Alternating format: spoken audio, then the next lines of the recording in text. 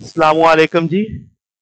Introduction to electrodynamics Griffith fourth edition है। 2.5 problem है। वो कहता है कि जी इलेक्ट्रिक फील्ड विदाउट जी डिस्टेंस के ऊपर from the centre circular loop radius R है carry the uniform line density lambda के साथ। तो ये गिवन डाटा था हमारे पास। अब हम क्या करते हैं, फिक की मदद से बना लेते हैं। अगर आप फिक को निचली देखो तो एक पैच लिया मैंने, उसका डीई, उसके दो कंपोनेंट आएंगे, dE sine theta, dE cos theta. तो अगर वो पैच का दूसरी साइड भी मैं ले लूं तो पता चलेगा डीई साइन थीटा वाले कंपोनेंट एक दूसरे के इफेक्ट को कैंसिल कर देंगे। सिर्फ कौन सा डोमिनेंट बचेगा, डीई कॉस थीटा। तो इसका मतलब जी एक्सिस के लॉन्ग डीई कॉस थीटा आ रहा है।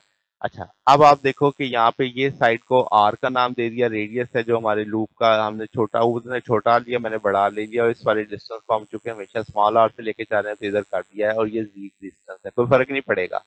तो अब अगर हम कहेंगे इसका सरकमफेरेंस कितना है तो वो 2 पाई आर के तौर पे लिख लेंगे। तो अब आप 0 से 2 पाई आर में जितने भी पैचेस बनते हैं उन सब का सम अप करके यानी एक तरह से इंटीग्रल कर लेंगे तो वो 0 से 2 पाई आर आ जाएगा। डी क्यू आर, और साथ में आपको पता लग गया कि सिर्फ किसने इफेक्टिवली जी एक्सिस पे आना है, डी कॉस थीटा ने, तो वो डी कॉस थीटा आ गया। तो यहाँ से डी क्यू की जगह लेमडा डी एस आ जाएगा। अब यहाँ से डी कॉस की वैल्यू भी हम जानते हैं, कॉस थीटा यहाँ से देखा जाए तो आप लिख सकते हैं कि भाई जेड बटा आर के तौर पे लिखा जाएगा, तो वो वैल्यू प्लेस कर दी। अब कांस्टेंट उठा के बाहर ले गए, ये डी एस बटा आर क्यूब है, आर की वैल्यू हम जानते हैं तो उसको हम लिख सकते हैं जेड के प्लस आर के 3/2।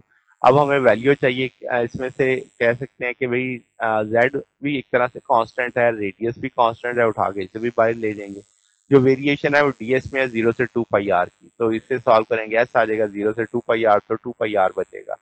तो अब आपके पास सिचुएशन में क्या है कि भाई आपने इस वाले को थोड़ा सा तरतीब दे के लिख लिया है कि 2 पाई आर भी इधर कर दिया, 1/4 पाई एप्सिलॉन लैम्डा जी, 2 पाई आर नीचे ये फैक्टर आ गया।